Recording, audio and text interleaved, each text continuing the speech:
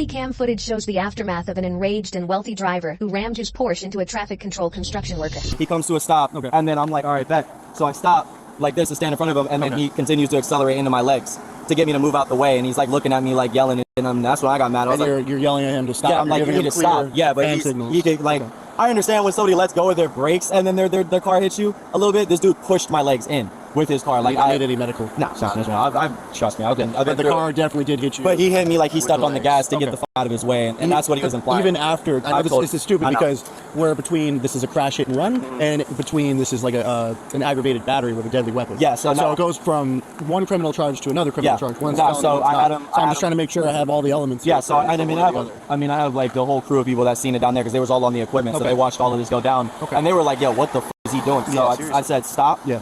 He pushes his car right up on my legs and tries to move me out my way. And then that's when I'm like, yo, you're seriously gonna fucking hit me with your car right now? And then he's like, oh, like, I need to go and turn left here. Like, I need to turn left. And I'm like, bro, I don't care. You're not gonna hit me with your car. I'm trying to meet you out your way. Okay. And then he was like, oh, I didn't mean to. And I was like, no, bro, you that's not. So you let him know that he hit you? Yeah, I let him know. That I didn't my legs. Yeah, and then he drove off. So. All right. So it sounds like this is more of an aggravated battery with a deadly weapon. Is that how you want to pursue with things? Do you want to pursue with charges for that? I mean, to be honest with you, yeah, I just don't have any, like, I'm not physically hurt. So, I mean, but that still counts under it. If we have witnesses and you're saying that the vehicle did touch you. Yeah, 100%. Like, I'm not down with you on that at all. That dude drove his whole hood into my leg and tried to push me, like, with his car for a second. And I was like, bro. All right, you can use the back of my car. I just need basic information here at the top. Just explain the whole situation. You care directing traffic, and then what happened after that. I mean, be as clear as, like, the stuff I told you to repeat, just kind of repeat that in there. After finding the location of the possible suspect at a nearby home, an officer checks with the residents there. Hello? You Donald? They're Donald that resides here, that drives that? Yes. Come here. Where is he? Is he friendly? Oh, yeah. Okay, hello. Yeah, hold on. All right. Okay, here. Come here. Hello. How are you? Good. I just got some questions for you today. Before I ask the questions, I got to read you something from this card. I'm Deputy Lane with the Flagler County Sheriff's Office. I'm here investigating an aggravated battery. I have to read you the back of the card now. You have the right to remain silent. Anything you say may be used as evidence against you. Do you understand these rights? Sure. Okay. With these rights in mind, are you still willing to talk to me? Yeah, I don't know. I don't even know what this is about. I said it's in reference to an investigation for an aggravated battery. Me? Yes. Again, I don't even know. I have no idea what you're talking about. Charlie 111 Flagler. I'm 1012 with my suspect. I mean, it's a yes or no. Are you still willing to talk to me? Yeah, I mean, I guess so. I don't know what we're talking about. Okay. Sure. All right. So earlier today, were you driving that Porsche? I was. Were you on Camino del Rey with all that construction going on? Yes, I was. Okay. Do you mind just telling me what happened with the person directing traffic, if you know what I'm talking about? I do. I think I do. Okay. They wouldn't allow us to turn left there. Mm-hmm. There was a lot of commotion. Traffic was going through real fast, and a lot of different things going on. Mm-hmm. So I said, "Can I go straight?" And he said yes. So I went straight, and then come back down so I could turn into this, make a left turn in there because they weren't allowing us. You understand? Yeah. Okay. Yeah. So I went that way, and sure enough, there was a lot of traffic there. So we waited. So we all waited a little while longer, and finally it went to slow in that lane. Mm-hmm. So I pulled out, and what you're talking about, there was a fella. When I started going down, hoping that I'd get down there and make that left turn because all this equipment was parked there. Mm. So when I went down there, I could see a fella come out. There was one guy on the left and another one came out on the right side. And he came running up to me like this, and he ran up to the hood of my car. Yeah. And he ran right up to the hood of my car. Yeah. And he hit my car. I was stopping at the time.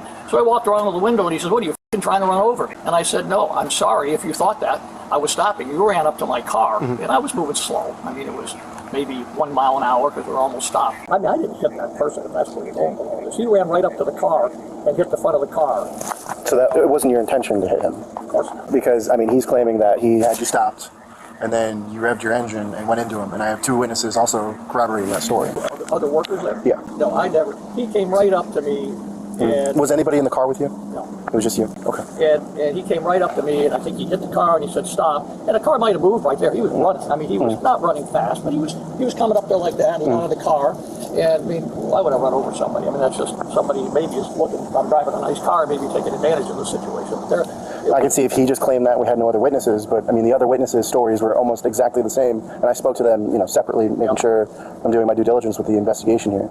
and they both described the same exact incident, that you came out into oncoming traffic, not listening to them. It wasn't not listening. I know, it's not oncoming. No, I know it's not oncoming traffic. It was down to one lane, but it was still a lane that you weren't supposed to be in at that time. And they said you were impatient. You came out, and then you stopped, and then he's waving you down, told you to stop, and then he's waiting for the other traffic, and then that's when you hit him with the car. There was no other traffic, and I didn't hit him with the car. He ran up to the car. I mean, with the confusion going on, the car could have lunged a little bit, but nothing like I gave it the gas and tried to run him over or anything like that. Okay. That's not like a manual transmission or anything like that? Me? It's not a manual transmission? It's automatic?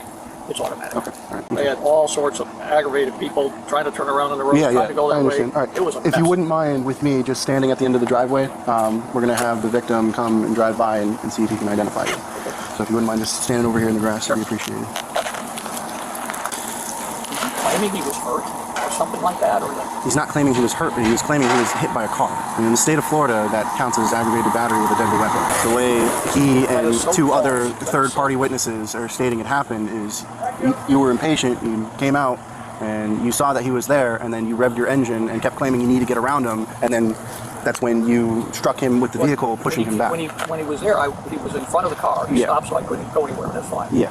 I tried to explain to him, I'm just trying to turn left into this intersection. I understand, but when somebody in a yellow jacket who's directing traffic around, construction going on, you need to abide by the traffic control devices that they have set up. Well, it was confusing because it had turned slow. It had turned too slow, and then the sign went to slow, and I couldn't tell how many cars. There were other cars that were workers in that lane. Okay, just stand right there for me, okay? Don't stay here? Yes, just until the patrol car passes by. Did he explain to you what we're doing? Yeah, he said that I'm pretty much gonna identify him. Yeah. Yeah, and this is right there on that little bend before we came in, or not, I guess on that side if we would have kept going straight. This is where he actually did it, and then he said he had to turn in left. He was freaking out saying he had to turn left. Officers then conducted a show-up as part of their investigation. These are used in instances when a suspect is apprehended in close proximity to the crime and within a reasonable time frame. In addition to location and timing, if the physical description reasonably matches the suspect, a show-up may be performed. During a show-up, multiple procedures will take place. The victim and/or witness will be transported to an appropriate location to identify the suspect. In the case of multiple victims and/or witnesses, they must be separated. Victims and/or witnesses will be notified beforehand that the suspect may or may not be the perpetrator. Immediately after the show-up, the victim or witness should provide a statement about their level of confidence in the identification. People involved are prohibited from making any suggestive remarks that may sway the identifier one way or the other, and the show-up must be thoroughly documented regarding each and every detail. I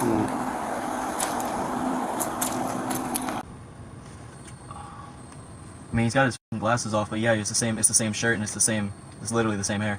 Alright, so are you 100%? Yeah, it was literally the exact same Porsche. The only thing that's different now is he doesn't have his sunglasses on, and I think he was wearing a black hat too, but I don't think he's got that on either. So the only difference, he just doesn't have his... He just doesn't have the glasses and the hat on, but the same gray hair, the same face, the same shirt. I mean, based on the witness statements, based on the victim identifying you as driving the Porsche that he photographed, hitting him, I have probable cause to make an arrest for a aggravated battery. Crazy to have it like he was hit with a car. Okay, I just got a few more questions for you. Do you know what year it is? Do I know what year it is? Yes, I know they're going to sound crazy. It's just something I have to put in my report. 1922. Do you know who the President of the United States is? Biden. Do you have any weapons on you, anything I should be aware of? No. Okay. No knives, guns, anything like that? Yeah, on you. No. You don't have anything? Okay.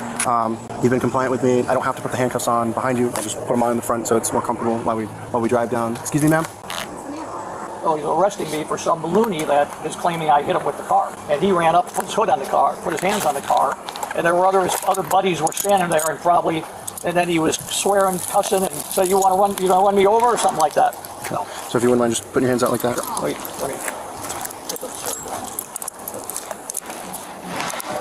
Oh, this is absurd. You know what this is all about. Okay. Okay. You're not having any medical complaints? Right now? No. Yeah. No. Okay. All right. Am I just walking me down to my car over here? So where are you going? I can explain everything to you. We'll just do it at my car once he's secured my backseat, and I'll let you know. Do you want me to come with you? Yeah, if you wouldn't mind.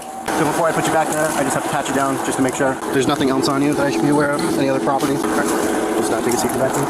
You just kind of slide in like you normally would, and then that's made so that I can buckle you. Okay.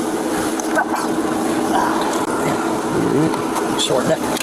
Sorry about that. Oh. All right. I can open that partition for you to let some AC back. It is going to get a little hot because it's not easily ventilated. Earlier today, he was driving with Porsche.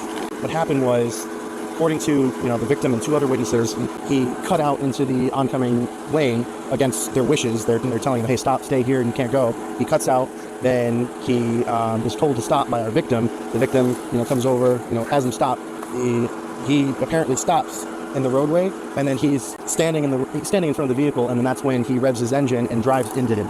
And that's hard for me to believe because he is a gentleman. I understand. We're going off of 2 witnesses, and the victim's statements. They're all exactly the same. I had to drive back and forth to different locations where these workers were, and I asked them these questions, separately, and they all gave the same exact story. Well, maybe they all talk to one another, instead of, that's why a guy in a Porsche, let's just That's why it was handled the way it was. They had no idea the police were called. It was actually the victim. He called on his own. It wasn't like a job site. They were like, well, what are you guys here for? They had no idea. So I just find that really, he would not, he's the kindest man you ever met in your life. I understand, but that's what we're going on.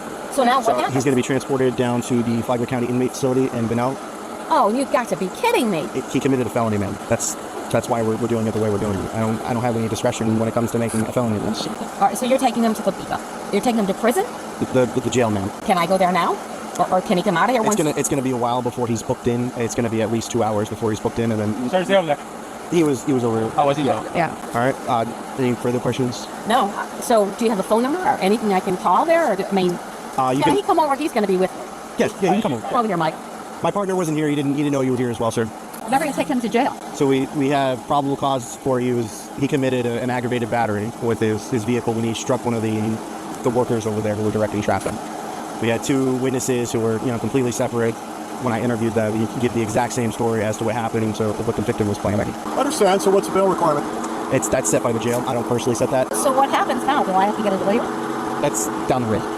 He's gonna see a judge for first appearance, and then I'm going to keep him overnight? I don't know. Maybe it's possible. This isn't a domestic case, so he doesn't have to stay overnight. I don't personally set that. That's all set by the jail. I just drive there and type out the orders. Deputy Lane, you're doing your job. I can explain all this to her. We're okay. Okay. Understand. All right, go on. It's messed up. It is what it is. Hey, try a better day.